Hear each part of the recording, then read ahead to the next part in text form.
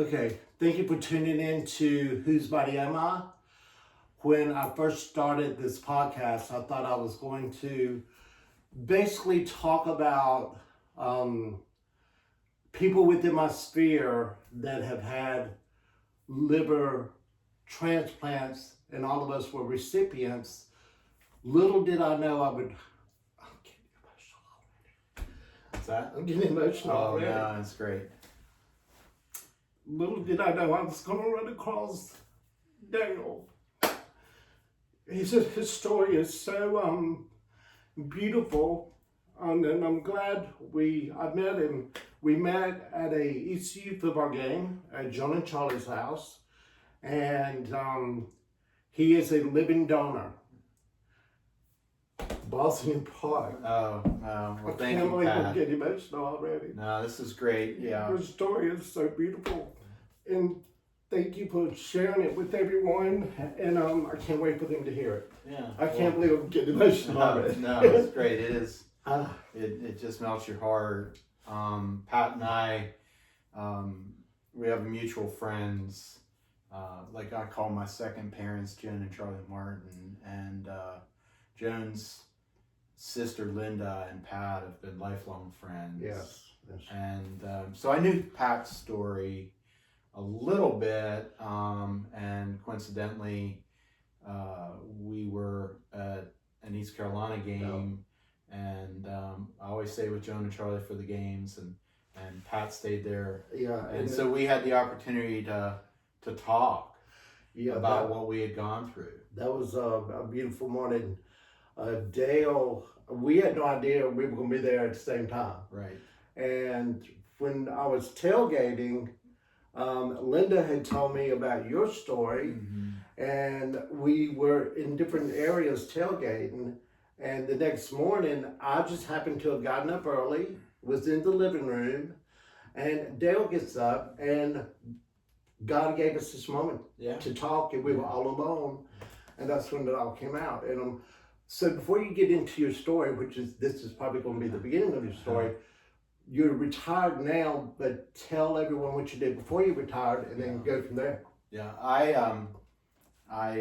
retired recently after 38 and a half years with State Farm, and been, lucky to have lived in many places in Virginia and North Carolina.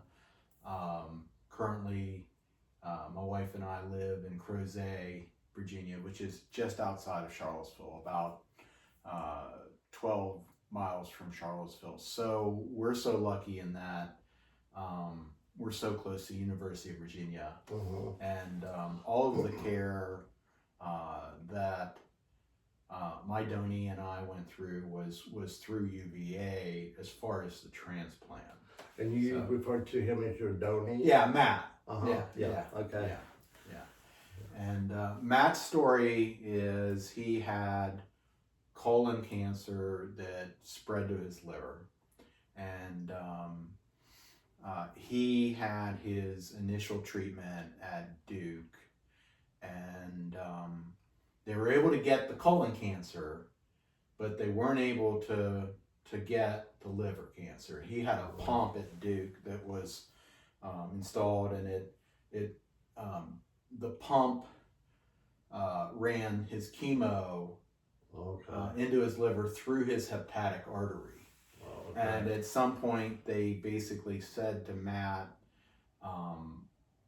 you need to have a transplant. And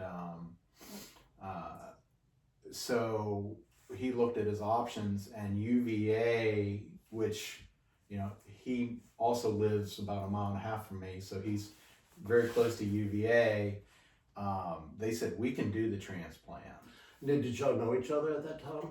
Great, and I'm glad you asked that. So, had not known Matt too long. For a few years, we were in the same dinner club. Okay. 4 couples, and who knows that my wife and a friend, they started this dinner club, and it was 4 couples, and who would have known that a dinner club would lead to what it has led to, and it's just a special group. And yeah, you told me about the dinner club. I remember. And Yeah. Yeah. Keep on. And so, you know, we were friends. Uh-huh. And, you know, when Matt developed the cancer, you know, we were all supportive. When they said that he needed the transplant, obviously they want to go to family first. Right. And so his brother was tested, wasn't a match. His daughter was tested, ended up not being a match. And during this period, Matt's wife Donna had asked, you know, hey, do you know anybody, or could anybody sign up to potentially go through the process of possibly being a Did match? she put that out there on Facebook? Oh. Or how did she go about doing it? Social media, yeah, you know, Yeah, friends, just put it text, out. social media, yeah. And it was so interesting in that when we found out that he needed a transplant, Donna put it out, and my wife Amy came to me and said, Matt needs a transplant. And Y'all just happened to be talking about it. I was working one day, and I worked from home the last few years of my career, and she told me, and I She immediately just found out about it, and she was like, "Well, just said, I think I should do this. you just." And I just had this feeling like this is something I'm being called to do. So it was interesting that, so my nickname is Duber, and it's because I don't drink a lot. Okay. And we live in the Crozet, Albemarle County. There's a lot of vineyards, a lot of breweries. It's beautiful. We always joke it's an adult playground. Well, I'm always the driver because I hardly drink. Okay. I might have one drink, maybe. And so we were found out about it on a Wednesday, and Friday afternoon we were at a brewery and several friends, and you know, our one friend, she said, Dale, you should think about doing this because you have the best liver of all of us. She was just joking around. Joking around. And we kind of chuckled and laughed, and what she didn't know is that Wednesday, I don't want to say immediately, but found out about it Wednesday. Well, Wednesday we had already made that phone call. Just to check. And called UVA. Okay. About, and they had explained the process, but we didn't tell anybody. We just kind of joked, yeah, you know, maybe, and so, you know, they were testing, they tested, as I said, Matt's brother, his daughter, and one night we were with some friends, and it was like later in the evening on a Friday, and I got a phone call, and they just said, hey, just so you're aware, we have a candidate who's going through the process, but we want you to know that if that doesn't work out, you would be next up. So they had looked at many other people, Mm-hmm. and this one was going through the process. What did they mean by going through the process? Well, there's a whole process of tests.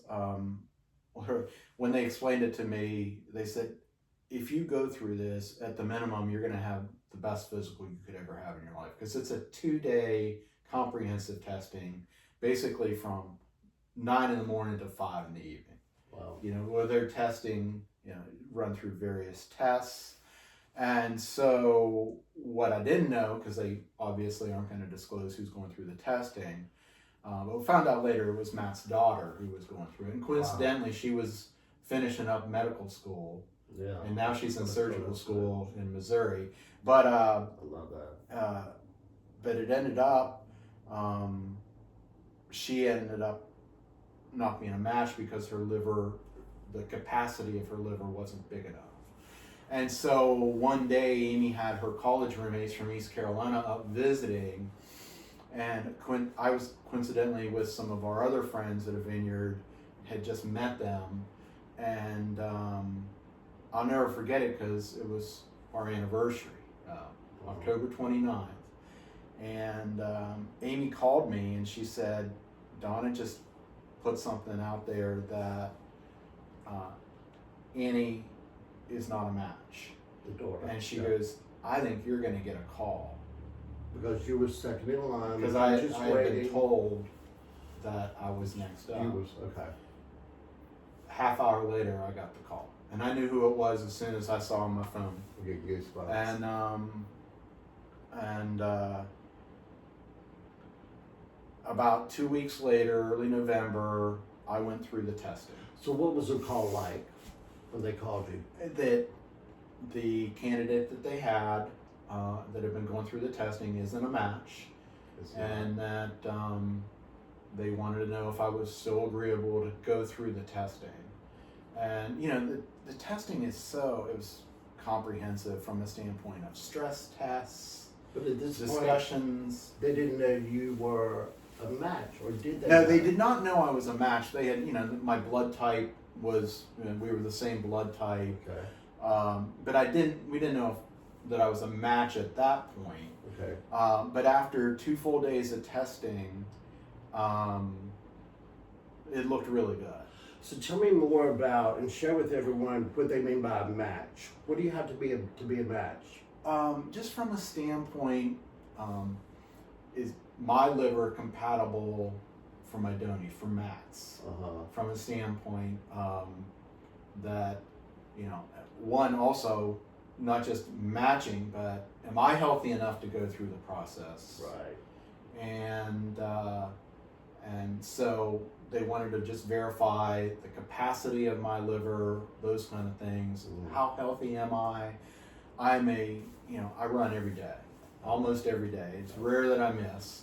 I take good care of myself. I eat well. But the funny thing is when, you know, just like everybody else with COVID, I gained a little bit of weight. And so when I went through my initial screening, they were like, well, you know, how tall are you? How much do you weigh? And I might have fudged a little bit on the weight. And then I realized, man, I got to lose a little weight. Okay. And so I looked at this from a standpoint, I was in training for a marathon. And that at that point, and this is prior to getting the call that, you know, I could be a match. It's like as soon as I had made that initial call, like I said earlier, I just had this gut feeling all along that God was telling me I'm supposed to do this. And so I was just clean. Everything I put in my body, it was like I was training. And I lost about 30 pounds, which probably should have done anyway. And just to make sure what I was, you know, just limiting, you know, just making sure I was eating healthy, living healthy. And let me step back just a second too, because Amy, the day that Donna had texted and said that, you know, Matt needed a donor. And I said, I think we should do this. And this was a we thing. It wasn't a me thing. This is a we I thing. wanted to get 100%. And she said, I have to tell you, I don't want you to do this, but I will support whatever you do. Oh. And I've been married to my wife almost 32 years. I knew my wife loved me. We, you know, have a great marriage. I don't know how much she loved me. Say that again. I never really. It's just she just exceeded everything from a support standpoint, and so did our core friend group. You didn't have any idea how much she did love you. And in fact, Amy is not the type that's gonna just walk up to you and give you a hug. And it's just her love language is a little different. Yeah. But once we had gone through once we had gone through the testing, and it looked like I was in a match, and the surgeon and the team at UVA, and I'll get into the UVA in just a little bit because I love them. They just knowledgeable, compassionate. They cared about us. They cared about Matt. They cared about our family. But when they were explaining the process, Amy's just crying her eyes out, and she's not somebody that just cries. And she could just see you having to go through all that and the intensity of it, you know. Yeah, and I said to her, honey, I always knew you loved me, but You really do, don't you? And she said, of course. But anyway, it was just amazing how the support groups for Matt and his family and the bonds that were developed and our friend groups. Now this dinner club that y'all were in, at this point that you had decided that you had heard that Matt needed this liver transplant, how long had y'all been knowing each other? I'm guessing, give or take, 3, 4, 5 years. Okay. All right. Yeah. Okay. Yeah. And it's interesting from a standpoint that we made the decision not to tell very many people. So Matt had no idea. He had no idea. In fact, his wife did not have. We did not tell her until later in the process, and I'll get into that. Okay. There were just a very few select group that we told about that I was going through the process. Even my siblings didn't know. Wow. You know, Amy's brother, her mother, we didn't tell. Very select. And Matt had Because no we idea, didn't, nor his wife. you know, chances are it couldn't work out. And from Matt's standpoint, we didn't want his hopes to be elevated and then things not to work out. But when I did go through the testing, and that was another interesting thing that my son at the time was at East Carolina. He has since graduated, and my daughter was her first year at Virginia Tech, and now she's a senior getting ready to graduate from Virginia Tech. And we have Life 360. Okay. Well, what I didn't know is that my daughter had noticed that I had been at UVA, At the hospital. and she saw how long I had been at UVA, and so she thought something was going on with me. This kid. And she didn't ask about it, bring it up.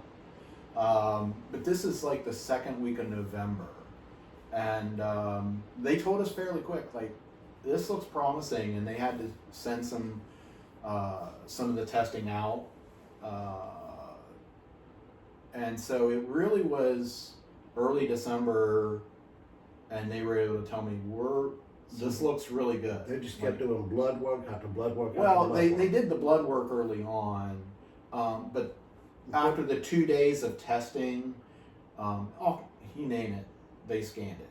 Okay. Yeah. You know, and then I had stress tests, scans, Yeah. psych evaluations, because you I go through a know. lot, Yeah. and they told me it looked really good. And then probably, I don't know, second week of December, they're like, this looks really good.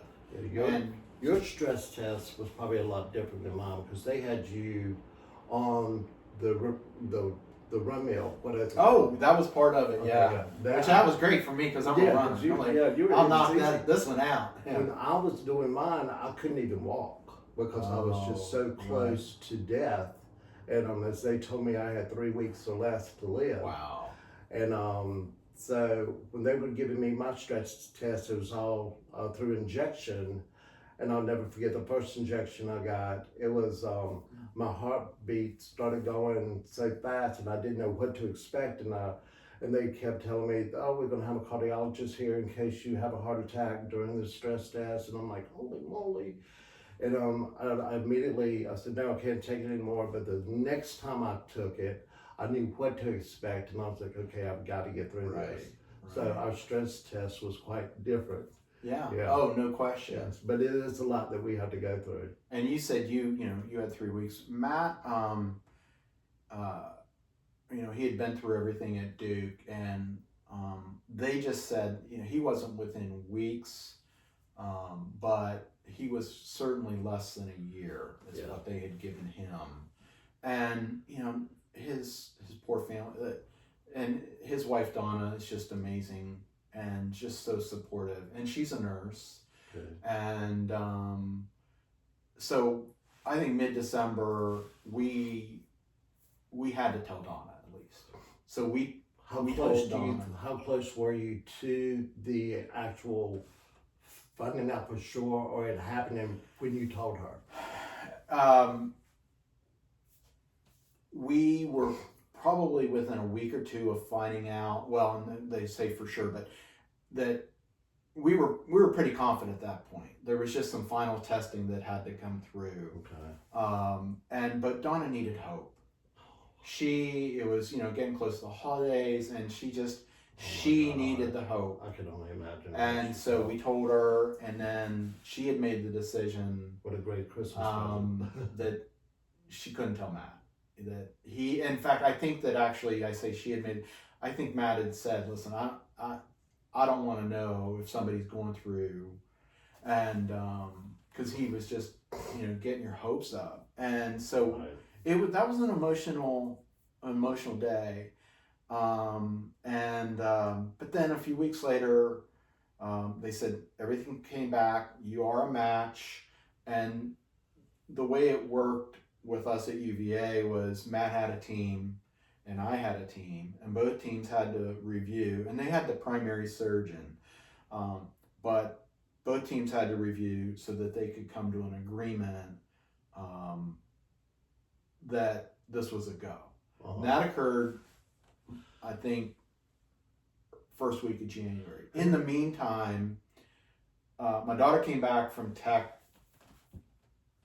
at the end of the semester, and I took her upstairs, and I told her, and she told me that she had been worried about me. Because she didn't know what you were going through. But she had saw that I was at UVA, Uh-huh. and then my son came home from East Carolina the next day, Uh-huh. and his girlfriend at the time, and now it's his wife, she came up, and I said, I need to take you upstairs. We need to talk. It's not bad, but I'm going to talk to Madeline. We'll bring her up in a few minutes, but Oh. I want to talk to you one-on-one.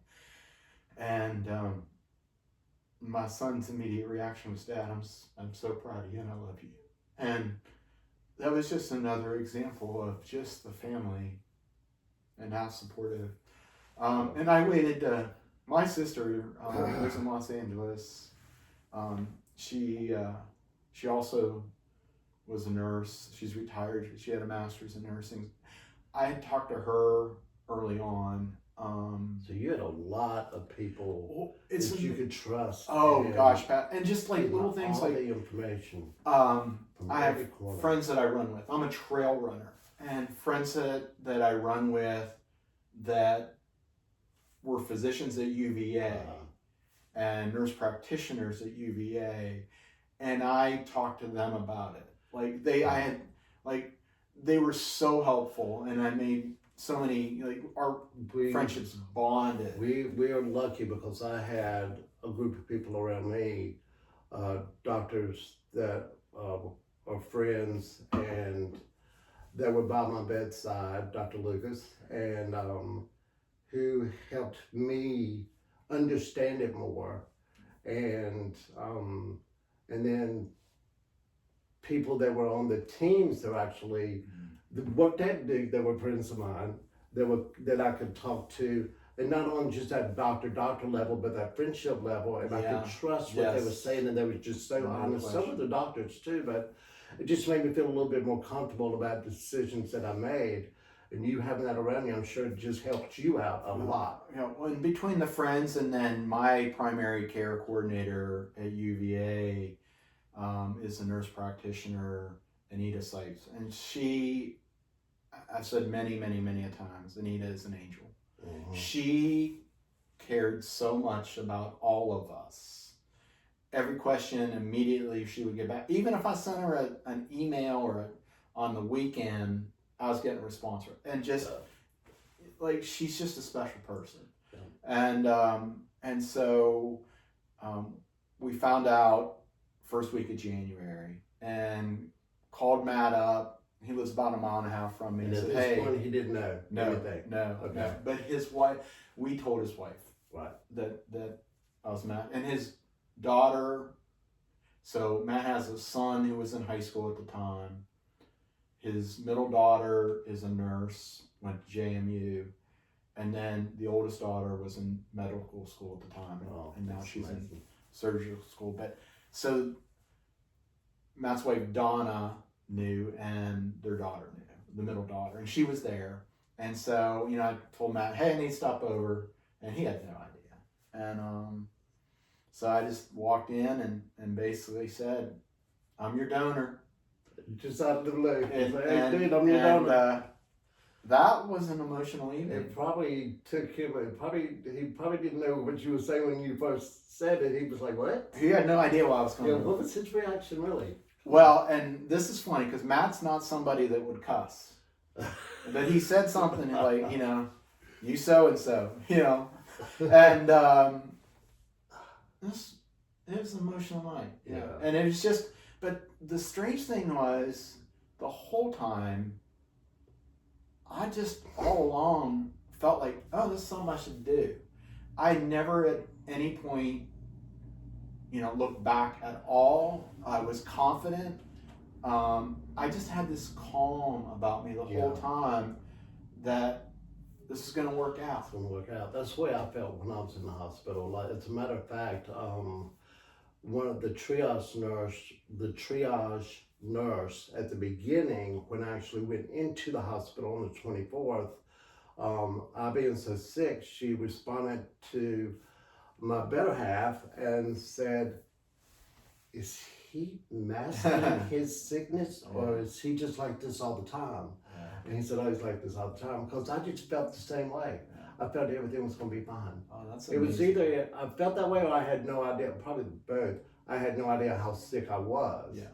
And but I just put my life into other people's hands. And I just said, whatever's going to happen, it's just going to happen. Yeah. I was, and I just felt like I said, that I had been called. And then I had so much confidence in the medical staff at UVA, just like you had it do. We are so blessed to live close. I mean, you think about expenses that are involved in many of the transplants, because most of the liver transplants are via cadaver. But with a living donor, you think about the expenses for a family, that sometimes it's hotel, travel. You have to stay near the facility before and after. Yeah. We were so lucky that you at Duke and myself being, 10, 15 minutes from UVA, we didn't have to worry about those expenses. Exactly. So there's such a need to help people from a standpoint who are going through the process that don't have that don't live close and don't have the resources to travel to a Charlottesville or a Durham or a Rochester or a Pittsburgh, because there's not a lot of transplant facilities in the United States. Right. I know when I got out of the hospital, I had to stay a certain amount of miles from the hospital for a certain amount of time thereafter. And luckily, here I am close to Duke. Yeah. So I could come home. Right. Yeah. Right. So. And finding out my surgeon golfed with some of my neighbor friends. It's just small world. So I just had so much confidence and felt so lucky. My best friend growing up as a child is a surgeon for MD Anderson, and he was a great resource. Just talks and so we told, that was the first week of January. We told our friends, and then our surgery was February 20th. So you had told Matt first week About of the January, first week of January, and then the surgery was February 20th. Quick. Yeah. So you had already passed all this stuff, and then so they just had to. What did he have to do to get prepared for? Oh, he was already sick. Yeah. So he just had to wait. Right. Wow. And then the whole time. And I don't want to say he just had, but he's a fighter, and he was fighting, and just the hope of going through, and I shouldn't have said he just had to wait. What I meant to say was that's all he could do was wait. Right. Yeah. But that was a long stretch from finding out that it is going to happen, and then we found out the date of February 20th. And how excited was that? How did that make you feel? It- You found out the day it was going to happen. It was both exciting, but like I couldn't wait, because we need to get there. We need to get there, Right. and the quicker the better. And so the prep that you had already done after you found out the date, what was the prep you had to do before the date? It was very just similar to what I had been doing, just making sure I was clean, no alcohol for like 30 days before, which I didn't drink a whole lot anyway. And then they told me that I would probably be a total of 14 months where I couldn't have any alcohol. And that ended up a little shorter, but it was just my last, say maybe a week or two before the surgery, I basically stayed at home. Yeah. And how did Amy, your wife, what was she like going through this process She's as you were getting rock. closer and closer and She- closer? She didn't seem uptight. She seemed confident as well, She was calm. but just the grace. Mhm. She's just such a giving person, Mhm. and I outpunted my coverage. Like, You like yeah, that? I outpunted my coverage. Like Okay. she was so 100% supportive, even though I knew that she was a little scared. Yeah. Because there's some risks involved as a donor, Yes. and they tell you up front, these are the risks you sign. Share those risks. Well, the recovery is very difficult. There's anytime you're undergoing a surgical procedure, there's risk involved, and my surgical procedure was over 8 hours. So yeah, mine here too. And from a standpoint, I was in for 8 hours. They had to open Matt up on the day of the surgery. They opened him. Okay, before you go there, because I know where you're headed. Prior to them opening up, what did you have to do as you were waiting for them to do that? Do you know what I'm saying? Do you know where I'm headed? From being in a holding room. Yeah. Okay. Uh-huh. So anyway, we were talking that for about 2 weeks before the surgery, I basically didn't go out. I stayed away, just didn't want to be in contact. I was supposed to come down to Raleigh. My son had tickets for the National Hockey League Outdoor Classic at Carter Finley and something. And we can't take that risk. I had an employee that was retiring. So you've been I did not. extremely careful. When most people at work, I didn't advertise this, what I was doing. Like a few people knew, but I didn't want it out there. That's just. Yeah, but you know what? And it just occurred to me that you couldn't even be around people because you couldn't get sick. Right. I didn't want to take that chance. Yeah. Of any infection or anything. Right. No calls, virus, or anything. Right. So, but then, surgery day, I still remember the drive-in, and Matt, I could only imagine. when they opened Matt, because they want to visualize, open him up and verify there's no cancer that they could see that they couldn't detect in a test.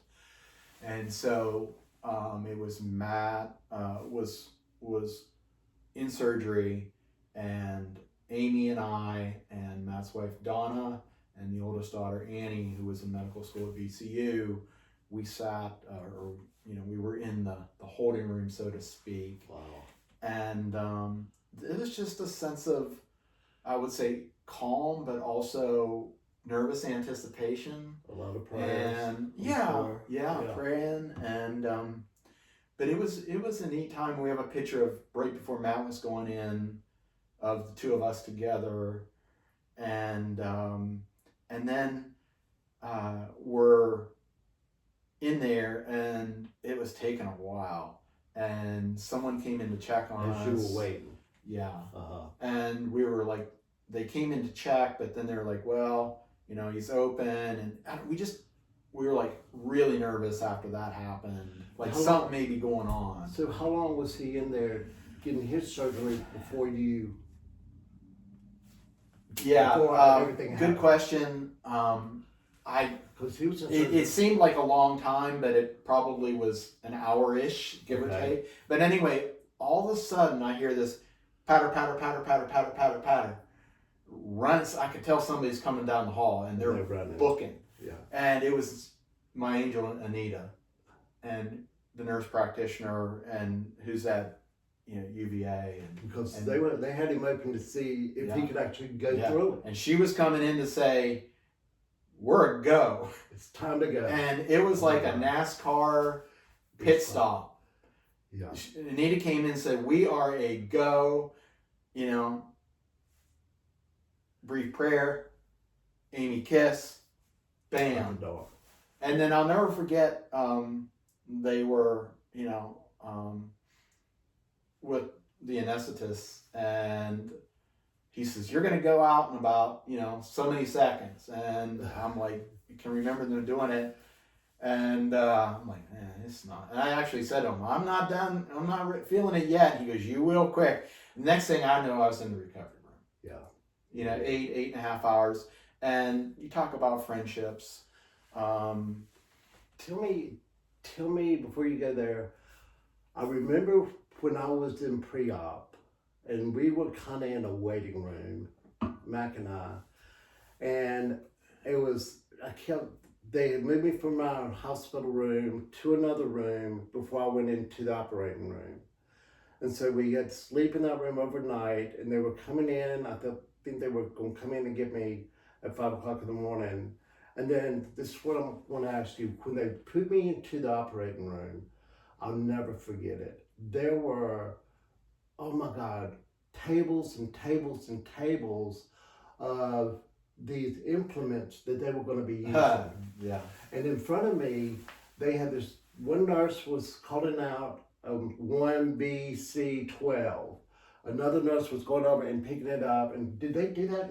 I don't have any Did you see that? recollection, because the last thing I remember is talking to the anesthesiologist, and then my next memory is waking up in the recovery room.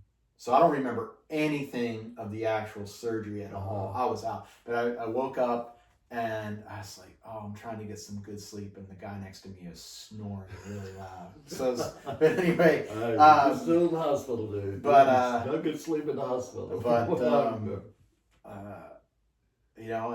and then that evening, Amy came in, and it's just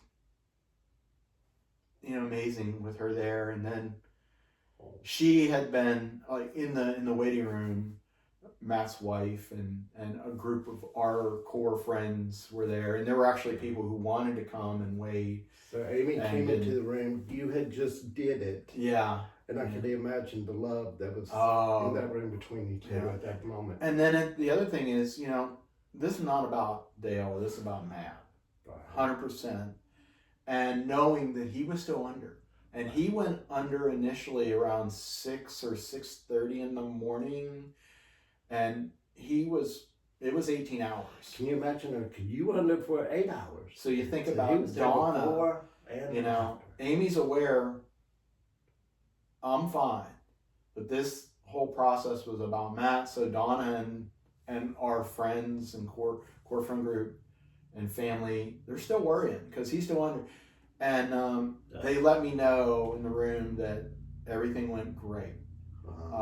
And the Dr. Golda Racina came in, and one of the things he told me, he says, he said, "I want you to know we knew you were, a perfect match." He said, "But you truly were." And he said, because when Matt was at Duke, I talked to you earlier, Pat, about they had to use a pump to pump the chemo via your hepatic artery into the liver. Well, your hepatic artery is like a cigarette paper thin artery, and they knew, and nothing Duke did incorrectly, but it's just, it damages the hepatic artery when it's running the chemo through. So they knew that they would also have to take out he would need a hepatic artery, excuse me. And so they had a hepatic artery available from a cadaver. Well, I didn't know that part. Yeah, and Dr. Golda Racina said, "Dale," he said, "we opened you up and you could not have been a better candidate. He says, you were meant to donate to Matt because my hepatic artery was unusually long. And they were able to cut part of my hepatic artery out and use it. Oh, that's awesome. And there was just so many things that came together, like, it was so meant to be. it was. Oh my And God. I was 59 at the time. The oldest you could be to donate was 59. You can't donate once you turn 60. The maximum that they can take of your liver is 70%. And they had told me originally it was going to be in the upper 60s. They took 70%. So you did lose that weight. Like I said, you could lose the weight. Yeah. Even more. 70% of your liver yeah, they took. Yeah. But it grows back. And, yeah, but damn. Wow. And what a choice you made. No, it wasn't. It was just like I something said. you said you had to do. And I don't want to say it isn't a big deal because it is. And just, right. you know, it is just a big deal. Matt and Donna, their family, they're beyond appreciative. I mean, just beyond, and almost to the point that I'm like, I got a lot out of this too. I mean, I did, and but I feel like I got so much that, like when I see Matt and Donna, and just the appreciation, you see it even after 3 years and 2 or 3 months. Yeah. And he's doing, I always say the most important thing is no signs of cancer. He's doing great. He retired the end of last year.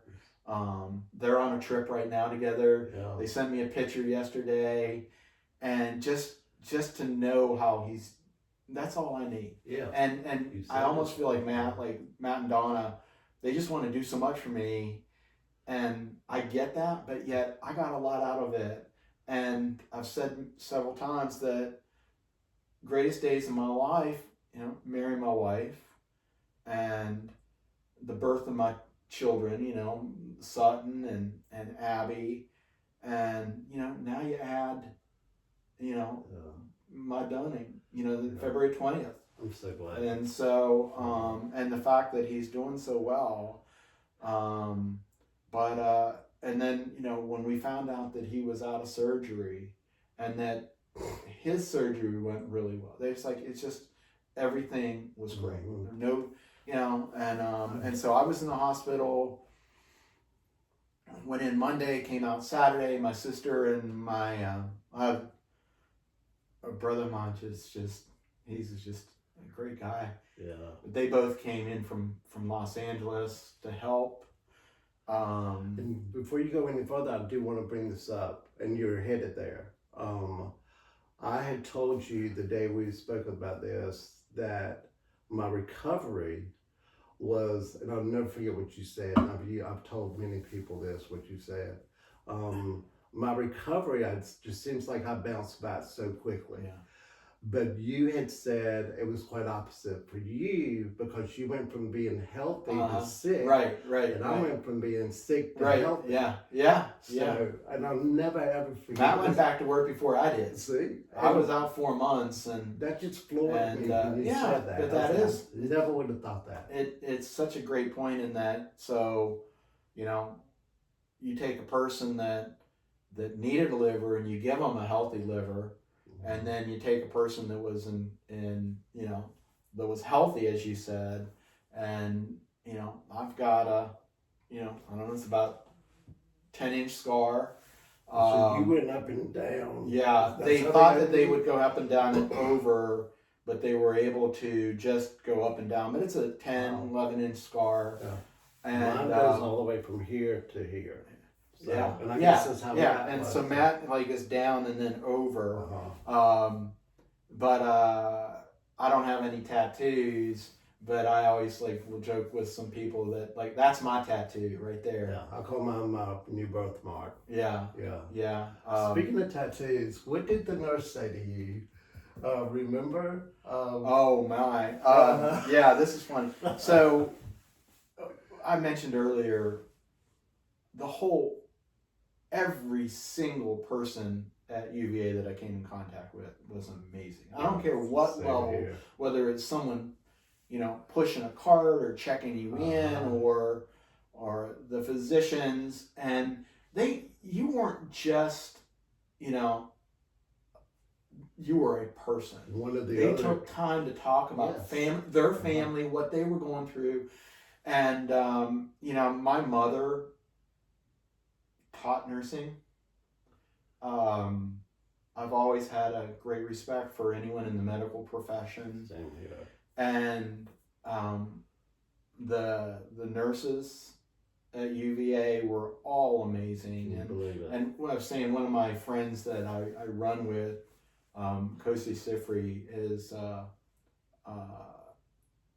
director of infectious disease at UVA, and he came in and would bring me coffee in the morning, Mhm. and he was such a resource, and his wife Debbie, and like, Dr. Sifri came in, they're like, you don't have an infection, what is Dr. Sifri coming in to see you? Like, oh, he's a friend of mine, but I was getting such great care. But one of the nurses that came in, surgery was Monday, and I think it was a Wednesday, and young lady, and she seemed like real conservative, because they got their scrubs on and everything, but she was just a neat young lady, and she caught me off guard because she's like, I need to check out your scar and take a look at it. And so she like pulls the dressings off, and she just looks at me and says, that is so badass. Yes. And I was like, didn't expect it. And so I don't swear a lot, Yeah. but that's kind of the nickname that we just gave the scar. Yeah, of course. And and then every once in a while we'll like, even going to the pool, I still want to usually wear a shirt to protect the scarring and everything at this point, and it's not as bad now, but like with the rare times that I will have my shirt off, like we were at a pool this summer, and somebody said, what you have done? Yeah. One guy said, did you ask me if I had a C-section? Anyway, I thought that was fun.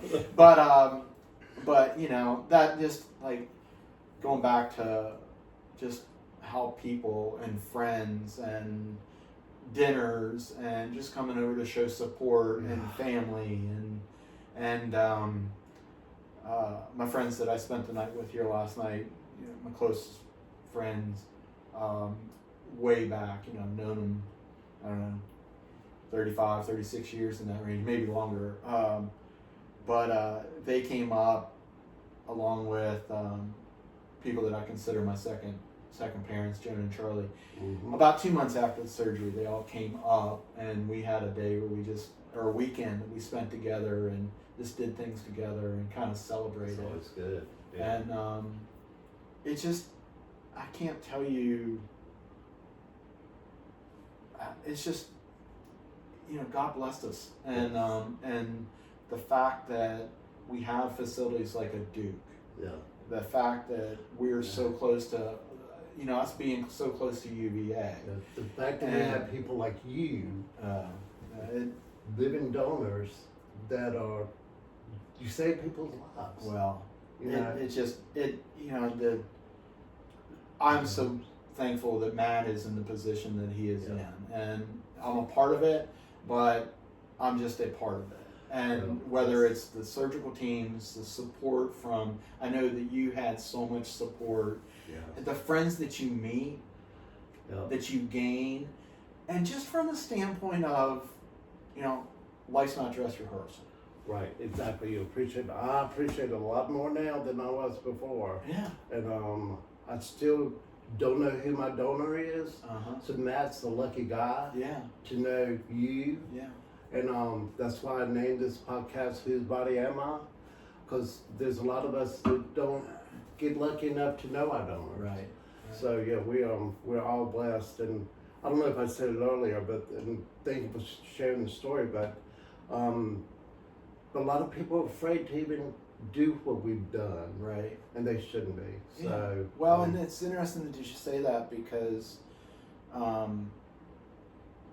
whether you're donating a kidney or a liver, and I know we have another gentleman in my neighborhood who is a kidney donor, and Mhm. just the feeling, what you get from doing it, and just how you look at life, and the appreciation, and the appreciation that you have for life, but also the recipient. Right. It's just, there's not a word that can describe it. It is. Not a single word. You just feel blessed. I've reached out to my donor family twice, and of course they have the choice to reach back to me or Yeah. not. One day I hope they'll be ready, Right. because I do want to know more about this person that's inside of me, Right. and that's keeping me alive today. Yeah.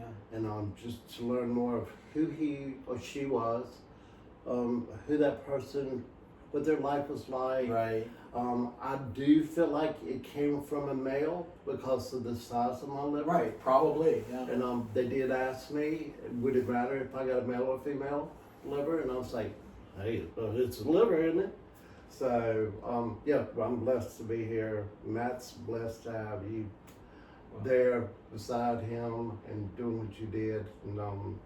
And thank you so much. There's Oh my God. there's such an it's so April is National Organ Donor Yes. Month, and Awareness. and I'll read stories of families that are either in need Right. or have gone through it. Stories of adults donating to children that I didn't realize you could do. Stories of families who are going through the process but have not been able to find a donor. We had a family that I was aware of in the area that I live in that they had just a difficult time finding a donor. In the United States, most of the transplants are not living donors, but if you can have